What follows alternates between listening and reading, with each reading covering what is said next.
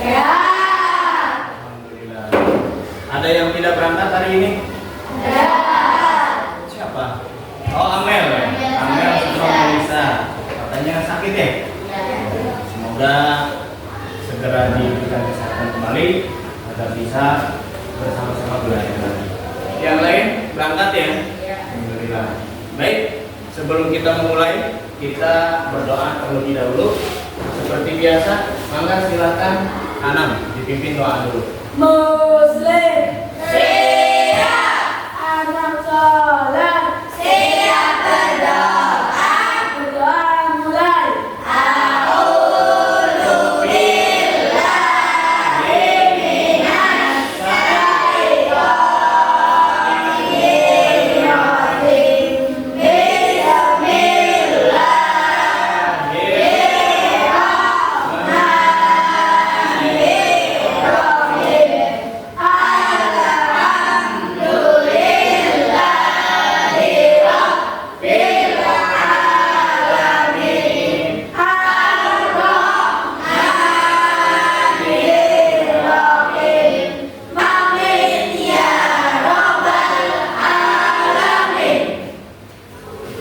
Baik, terima kasih. Alhamdulillah dalam mengawali membaca doa untuk kegiatan kita, belajar kita mendapatkan barokah, mendapatkan manfaat sehingga kita bisa mendapatkan pelajaran yang semestinya.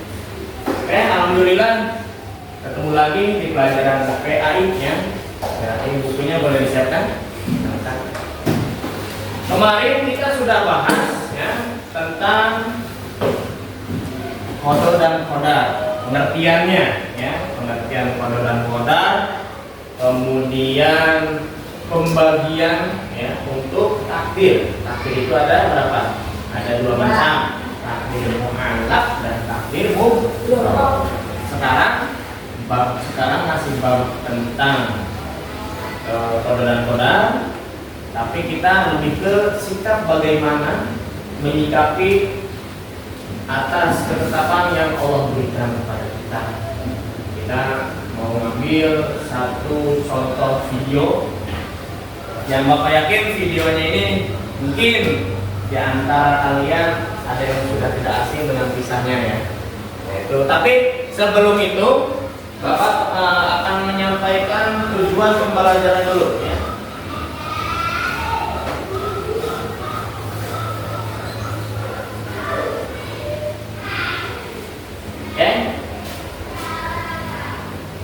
Untuk materi kali ini tujuan pembelajarannya yaitu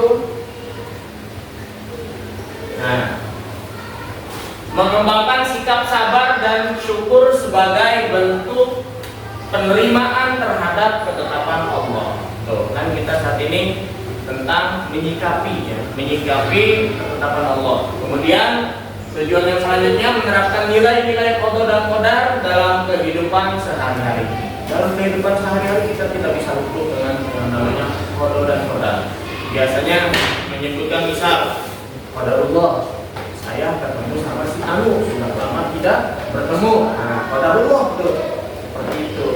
Atau misal adanya barang atau benda yang jatuh itu pasti ke bawah. Ya kan? Di mana-mana benda atau barang kalau jatuh itu ke bawah, bukan ke atas. Karena kalau ke atas itu naik, itu qadarullah sama. Atau kata lainnya adalah sunnatullah, sudah hukum alam. Hukum alam itu ya, siapa yang menetapkan? Allah. Ya. Kemudian tujuan yang selanjutnya membiasakan peserta didik untuk mengaitkan pengalaman hidup dengan hikmah, ketentuan atau ketetapan Allah. Nanti kita bahas ya. Karena ada di mana kalian Bapak kasih tugasnya itu adalah menyampaikan atau menuangkan pengalaman pribadi, pengalaman di mana kamu ini ada relevansinya, ada hubungannya dengan ketetapan Allah atau qada dan qadar. Oke? Tapi sebelum itu kita akan menyimak video terlebih dahulu ya. Kita Satu YouTube. Oke, perhatikan ya. Bismillah. Selamat menonton. Kisah Nabi Yusuf alaihissalam, 11 bintang yang bersujud. Nabi Yusuf adalah putra ketujuh dari 12 putra Nabi Yakub alaihissalam. Kakeknya adalah Nabi Ishak alaihissalam dan kakek buyutnya adalah Nabi Ibrahim alaihissalam. Subhanallah, sungguh mulia sekali. Ibunda Nabi Yusuf bernama Rahil. Dari sang ibu, Nabi Yusuf memiliki satu adik laki-laki bernama Binyamin. Mereka berdua sangat dekat, saling menyayangi dan melindungi. Allah memberikan karunia kepada Nabi Yusuf berupa wajah yang tampan serta badan yang tinggi dan tegak. Selain itu, Nabi Yusuf juga cerdas, rajin, serta soleh. Semua kelebihan ini membuat Nabi Yakub lebih sayang kepadanya, apalagi setelah sang ibunda wafat. Sayangku lebih banyak dicurahkan kepada Nabi Yusuf. Saat itu, dia baru berusia 12 tahun. Suatu malam, Nabi Yusuf bermimpi melihat 11 bintang, matahari dan bulan bersujud kepadanya. Dia pun menceritakan tentang mimpi ini kepada ayahnya. Mendengar hal tersebut, Nabi Yakub yakin bahwa mimpi itu merupakan pertanda dari Allah tentang kenabian Yusuf. Kelak, Yusuf akan diangkat menjadi Nabi Allah, dan 11 benda langit yang bersujud kepadanya melambangkan 11 saudaranya. Nabi Yakub khawatir putra-putranya yang lain akan marah dan mencelakai Nabi Yusuf jika mereka mendengar tentang mimpi ini. Karena sesungguhnya mereka semua merasa iri dan tidak suka pada Nabi Yusuf. Karena itulah Nabi Yakub melarang putranya itu bercerita kepada siapapun. Hai anakku, janganlah kamu ceritakan mimpimu itu kepada saudara-saudaramu. Dan ternyata kekhawatiran Nabi Yakub benar-benar terjadi. Anak-anaknya berkumpul dan merencanakan hal buruk untuk mencelakai Nabi Yusuf. Apakah kita bunuh saja? Tanya salah satunya. Namun, ide tersebut ditolak oleh para saudara lainnya. Membunuh adalah dosa besar, akan lebih baik jika dia dibuang saja. Mereka pun sepakat untuk membuang Nabi Yusuf ke tempat yang sangat jauh. Hari berikutnya, para saudara Nabi Yusuf menemui sang ayah untuk meminta izin. Ayah, izinkan kami mengajak Yusuf untuk pergi bermain. Pinta salah satu dari mereka. Nabi Yakub tidak menjawab. Beliau merasa khawatir akan keselamatan Nabi Yusuf. Apakah engkau tidak percaya kepada kami? Sesungguhnya, aku khawatir kalau dia dimakan serigala di saat kalian lelah. Nabi Yakub terpaksa memberikan izin karena beliau tidak mau terjadi perselisihan lagi di antara anak-anaknya. Pagi hari berikutnya, mereka semua pergi meninggalkan rumah menuju ke tempat yang sangat jauh. Kita istirahat dulu di sini. Ada sumur di sana. Ambillah minum jika kalian haus. Mereka semua pura-pura mengambil air, padahal mereka sedang menyiapkan rencana. Beberapa di antara mereka menangkap Nabi Yusuf secara tiba-tiba dan melepas bajunya. Setelah itu, mereka menangkap Nabi Yusuf dan menceburkannya ke dalam sumur.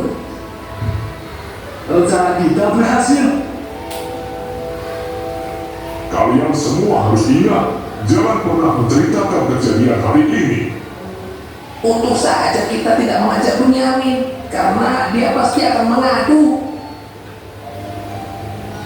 Mereka pun pulang dan meninggalkan Nabi Yusuf sendirian di dalam sumur. Sesampainya di rumah, salah satu dari mereka menghadap kepada sang ayah. Dia juga tidak ingin cerita ini tersebar. Untuk menutupi semuanya, Tuan Al-Aziz pun memasukkan Nabi Yusuf ke dalam penjara.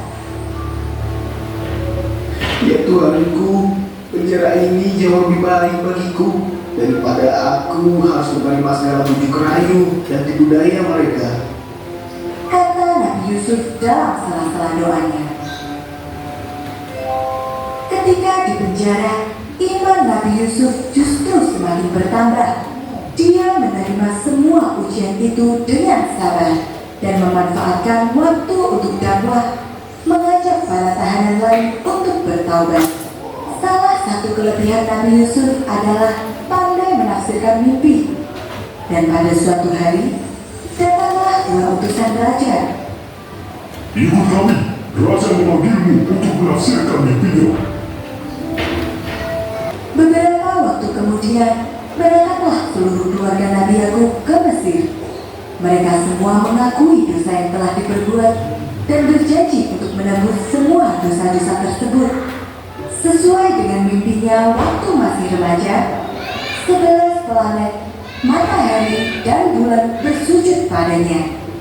Kini, 11 saudara Nabi Yusuf benar-benar bersujud dan menghormatinya.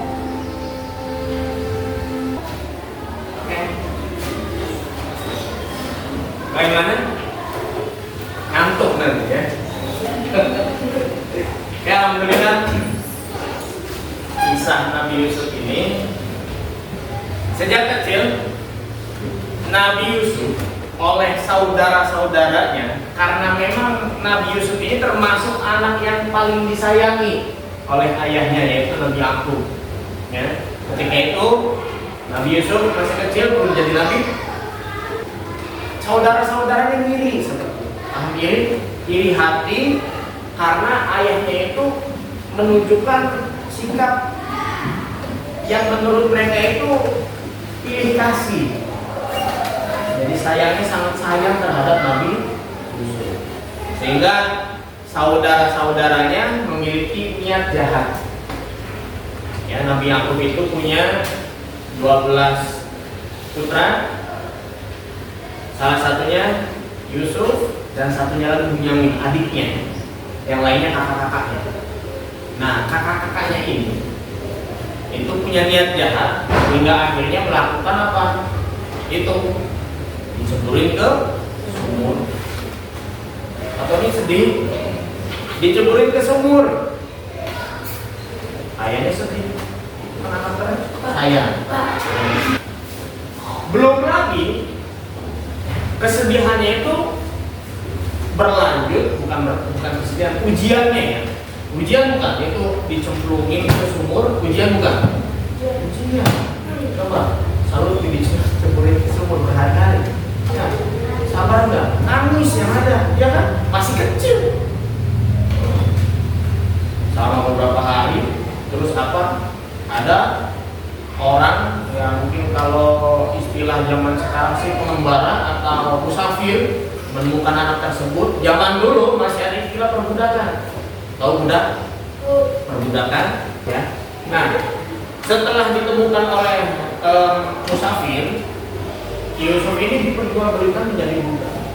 Terus di situ ujian tidak berhenti di situ saja.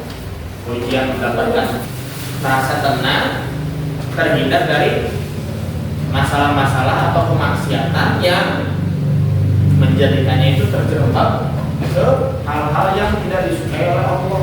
Seperti yang singkat cerita, ya, kakak-kakaknya jadi ketahuan ya, yang tadinya mereka berdusta kepada ayahnya bahwa Nabi Yusuf ini dimakan oleh serigala, nyatanya masih hidup dan sudah dewasa, maju jadi seorang menteri, ya kan? Di Mesirnya kan diangkat jadi menteri. Itu buah dari apa? Buah dari kesabaran. Ini ketika mendapatkan ujian, fitnahan, dan tuduhan-tuduhan lain sebagainya, keluarganya juga bertemu kembali, dan bahkan apa? Kakak-kakaknya, saudara-saudaranya itu bersujud, dan ayah ibunya juga. Kan itu tuh kan sesuai dengan mimpinya waktu kecil ya. Bermimpi apa? 11 bintang bersujud kepadanya, juga dengan apa? Matahari dan rembulan. Nyata jadi kenyataan. Karena apa? Sabar. Jadi Bapak nanya, kalau sabar itu berarti ada batasnya nggak? Kalau yang namanya sabar itu ada batas. Ya. Setelah kita menyimak video, Bapak ada beberapa pertanyaan nih. Ya. Yang pertama, mengapa kita harus menerima ketetapan Allah dengan ikhlas? Seperti tadi, jeburin ke sumur, difitnah, jeblosin ke penjara. Contoh Nabi Yusuf kan, menerima ketetapan Allah dengan ikhlas. Mengapa? Mengapa demikian? Kita harus menerima. Ada yang tahu? Afifah.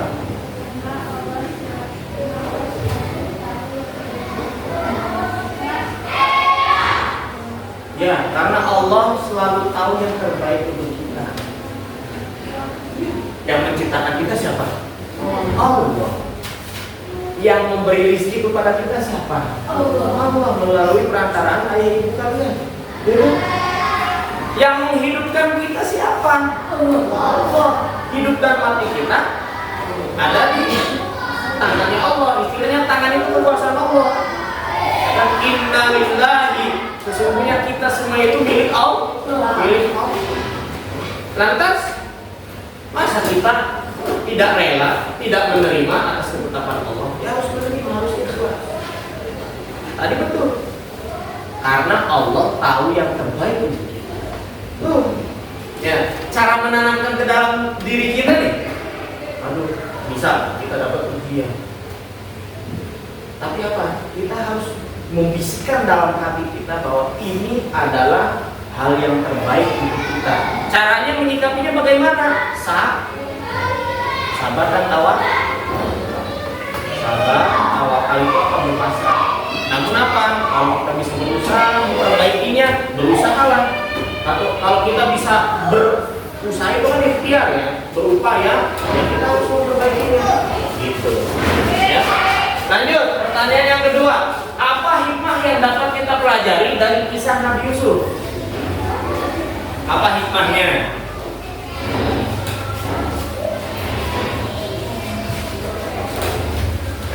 Ada yang tahu?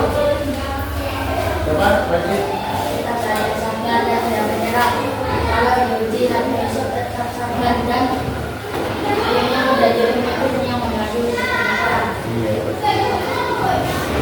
Iya, bisa, boleh. Jadi pemimpin maksudnya jadi menteri ya.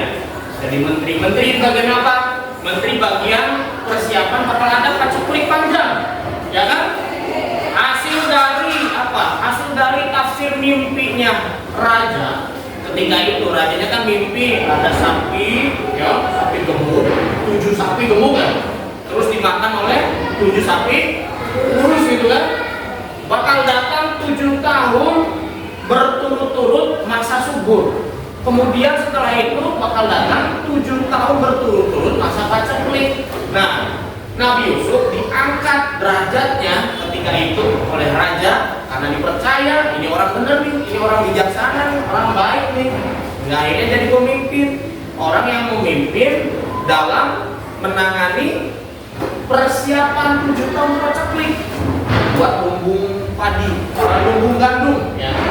Kalau tidak salah gandum. Jadi bikin gandum persediaan buat 7 tahun. Bener? Kalian silakan berkelompok terlebih dahulu.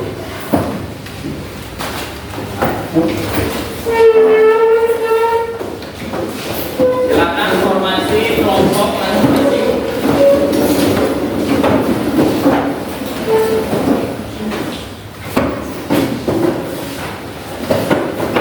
Dan Bapak akan membagikan lembar soal untuk didiskusikan. Ya. Di situ kamu ya bersama kelompoknya harus mendiskusikan, membahas solusi, ya, solusi yang terjadi dalam kehidupan berdasarkan menerima atau menyikapi ketetapan Allah.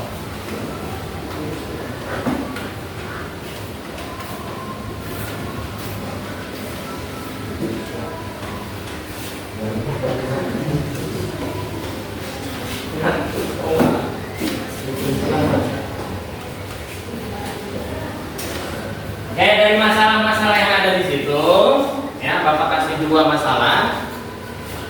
Itu kalian cari solusinya bareng-bareng. Kemudian jangan lupa buat rencana proyek, ya, rancangan proyek untuk bisa nanti dibuat proyeknya pada pertemuan selanjutnya.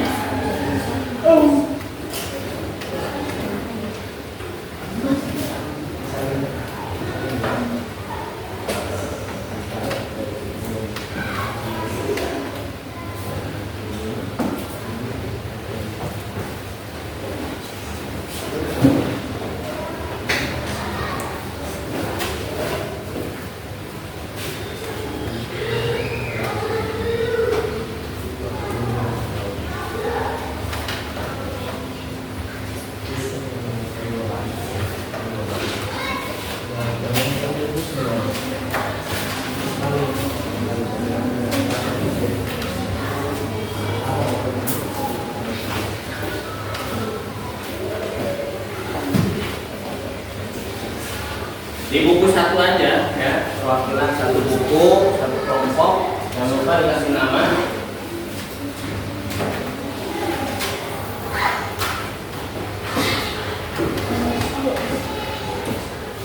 Setelah itu buat rencana proyek, ya, rencana proyek. Silakan dirembukin, silakan didiskusikan rencana proyek apa yang akan dibuat bersama kelompok masing-masing. Kira-kira apa yang cocok nih, rencana proyek yang sesuai dengan permasalahan yang kalian dapat, ya, karena masing-masing kelompok berbeda-beda.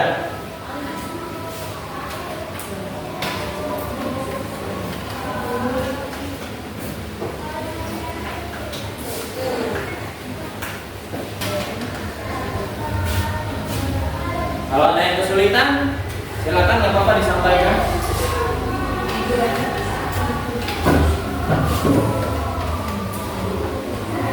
Bantu temannya, ya, masing-masing kelompok harus kompak dong. Harus membuat perencanaan yang matang agar supaya nanti rancangan proyek yang dibuat juga rapi. Jadi siapa yang akan, misal contoh mau bikin apa nih jadinya? Poster, ya. Nah, nanti harus ada bagian-bagiannya juga masing-masing di tiap kelompoknya, ya. Nih, video pendek, rekaman berarti, ya. Jadi nanti ada tupoksinya, ada tugas masing-masingnya. Siapa yang jadi modelnya, siapa yang jadi kameramennya, seperti itu.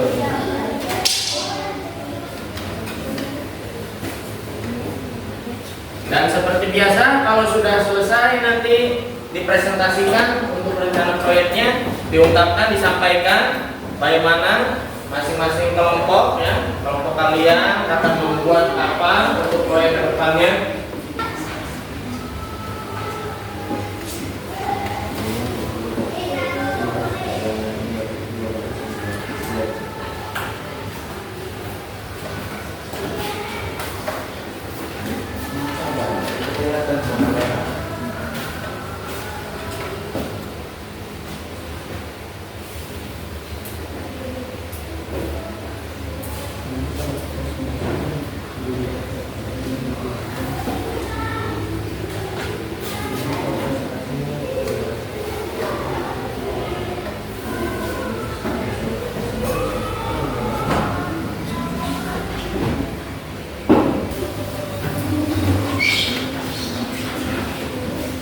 Ya, kelompok 3 silakan.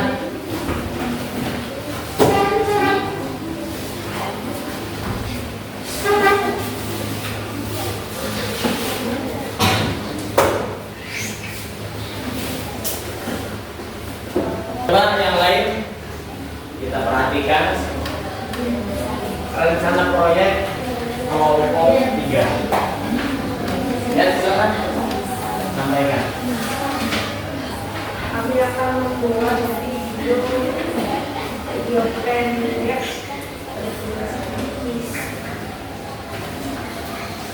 judul bisa hikmah moral dan Quran. Video pendek berdurasi 2-3 menit yang menceritakan sebuah kisah inspiratif tentang penerimaan zakat hakim Allah.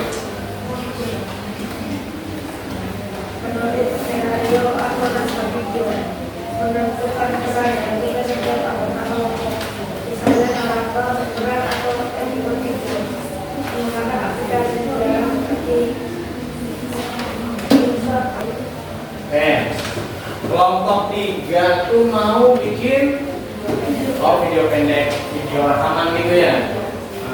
Video pendek, tapi itu nanti udah dibagi untuk tugas masing-masingnya. Sudah, tapi diusahakan untuk kameranya ya, kan mau pakai kamera apa? Kamera HP atau kamera HP? Nah, tapi diusahakan di satu kelompok ini bisa ada punya HP, ya HP-nya dipilih HP yang terbaik supaya hasil kamera bagus. Ya, oke. Dan yang paling penting itu tadi skenario betul. Harus ada skenario-nya untuk membuat sebuah video yang runtutannya itu hasilnya nanti bagus. Oke, ya, tepuk tangan untuk kelompok 3.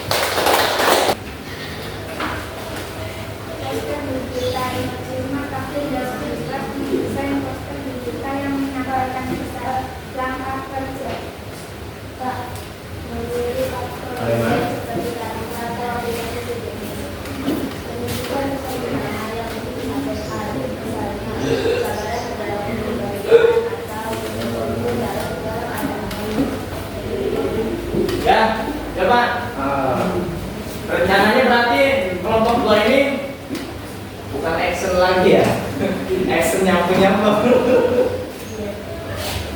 Mau bikin poster digital. Poster digital berarti dibuat pakai aplikasi apa itu? Kalau digital kan berarti kan bentuknya digital ya, bukan lembarannya. Oke, Bapak tunggu poster digitalnya. Pakai apa? Pakai Canva, ya itu bisa. Oke, kasih tepuk tangan.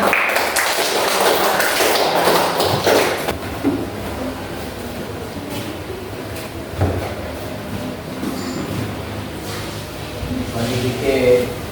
Nah,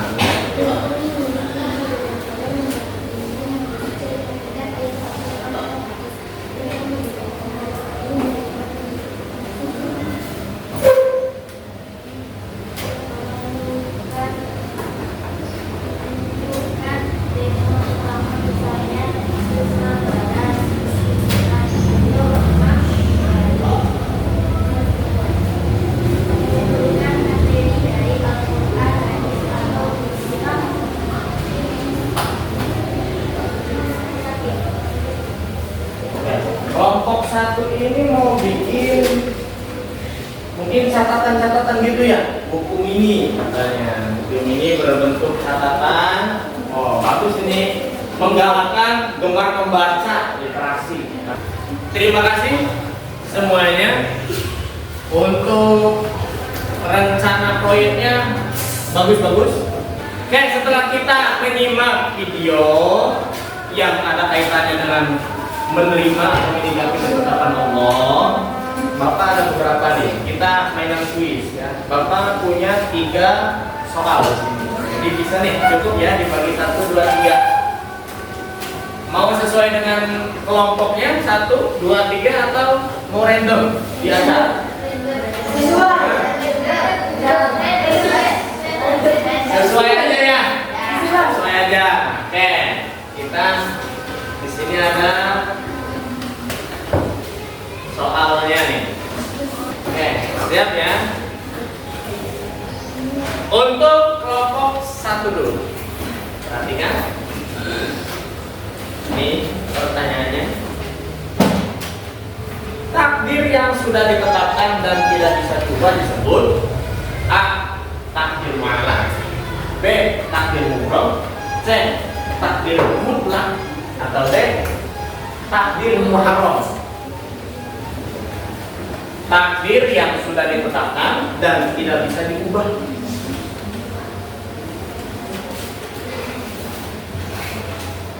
Ayo, nggak apa-apa, A, B, C, D aja, tinggal sebutkan saja langsung. C. Kita lihat hasilnya. Yang betul mana? B.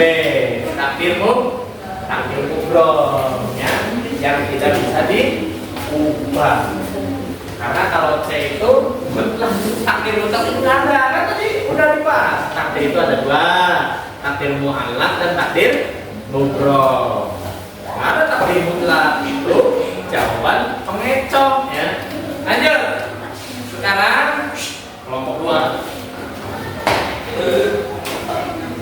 Dalil Al-Quran dalam surah Al-Hadid yang menjelaskan bahwa segala sesuatu telah ditetapkan dalam Lauhul Mahfuz terdapat dalam ayat berapa?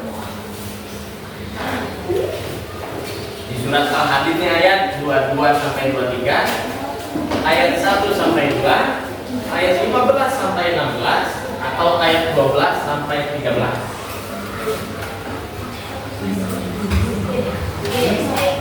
D. D katanya. Kita lihat ya jawaban benarnya. Oke. Gimana sih kalian? A ya. Itu ayat 22 sampai 23. Selanjutnya kelompok 3. Kelompok 3. Tarik nafas. Udah ini bentar ya. Nah, siap kelompok 3? Apa yang dimaksud dengan takdir mu'allaq? A. Takdir yang tidak dapat diubah. B. Bergantung pada usaha, mungkin ikhtiar ya. C. Tertulis di Lauhul Mahfuz, atau D. Sudah terjadi tanpa sebab. B. Bergantung pada usaha. B katanya. Kita lihat ya. Ya, yang B ya. Yang B. Oh, ada lagi pertanyaan. Bukan. Rebutan. Rebutan nih. Sikap yang sesuai dengan iman kepada Allah dan Qadar ketika gagal mencapai cita-cita adalah sikapnya bagaimana? A. Menyalahkan keadaan dan sekitar. B. Berhenti mencoba dan merasa tidak mampu.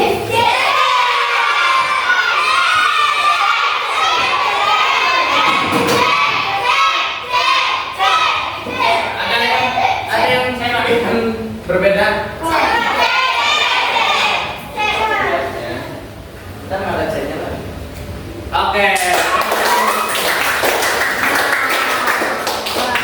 Ada soal selanjutnya. Manakah yang menunjukkan sikap yang sesuai dengan iman kepada qada dan qadar? Nah dulu ya, pahami ya soalnya ya. Mana yang menunjukkan sikap yang sesuai dengan iman kepada qada dan qadar? Gambar. Jawabannya boleh pilih lebih dari satu. Mana yang menunjukkan sikap apa tadi?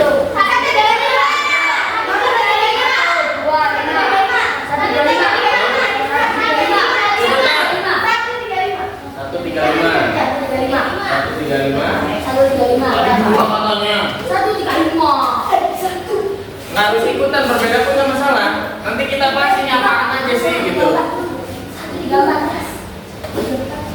134 Pak. 135, 134. Yang pilih 7 nggak ada. Sudah sepak namanya biasanya ya. Kata kalian tepuk tangan dulu dong. Oke, sebelum kita sudahi, sebelum kita tutup, ada pertanyaan seputar yang sudah kita pelajari. Jadi seperti itu ya. dari soal-soal yang tadi kita jawab, setidaknya Bapak yakin kalian sudah sedikit banyak mengerti, memahami, khususnya untuk pelajaran yang hari ini, yaitu apa? Untuk menyikapi bagaimana ya bersikap terhadap ketetapan yang Allah berikan. Oke, insya Allah untuk pelajaran selanjutnya kita akan pindah ke bab, yaitu tentang peduli lingkungan. Insya Allah untuk pekan depan ya, pekan depan pertemuan PAI selanjutnya kita seputar peduli lingkungan. Baiklah, kalau tidak ada pertanyaan, oke, terima kasih ya. Berhubung pelajaran kita sudah selesai, jamnya waktunya sudah habis. Bapak sudah di waalaikumsalam. Wabillahi taufiq wal hidayah. Assalamualaikum warahmatullahi wabarakatuh.